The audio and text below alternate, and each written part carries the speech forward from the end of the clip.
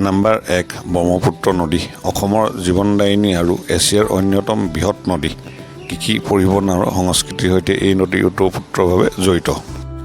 number 2 বৰাক নদী দক্ষিণ অসমৰ সৰ্ববৃহৎ নদী কাছাৰ কৰিমগঞ্জ আৰু হাইলাকান্দি জনজীৱনৰ অন্যতম আধাৰ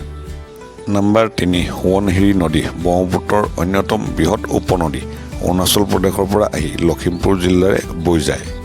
নাম্বাৰ 4 মানস নদী ইউনেস্কো বিশ্বৰ ঐতিহ্যস্থল মানস ৰাষ্ট্ৰীয় উদ্যানৰ মাজেৰে বৈ যায় প্ৰাকৃতিক সৌন্দৰ্য আৰু জীৱ বৈচিত্ৰ্যৰ বাবে বিশ্ববিখ্যাত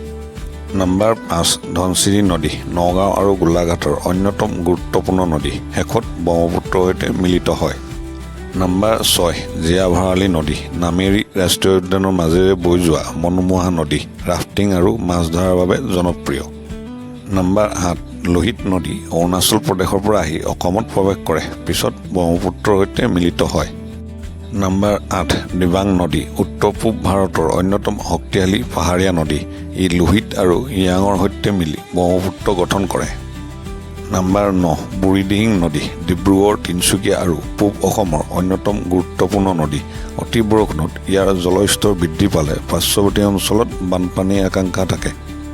নাম্বাৰ 10 দিহিং নদী দিহিং পাটকাই অঞ্চলৰ অন্যতম গুৰুত্বপূৰ্ণ নদী জীৱ বৈচিত্ৰ্য আৰু পৰিৱেশ সংৰক্ষণত ইয়াৰ বিশেষ ভূমিকা আছে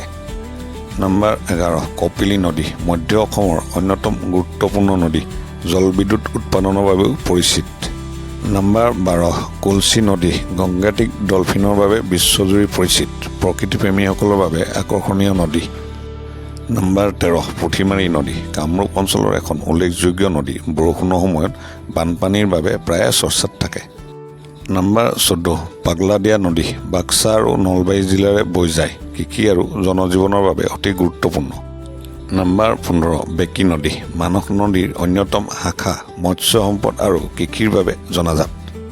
নাম্বাৰ 16 বৰনদী ওদালগুৰি আৰু দৰং জিলাৰে বৈ যোৱা নদী ভূটান পাহাৰৰ পৰা আহি অসমত প্ৰৱেশ কৰে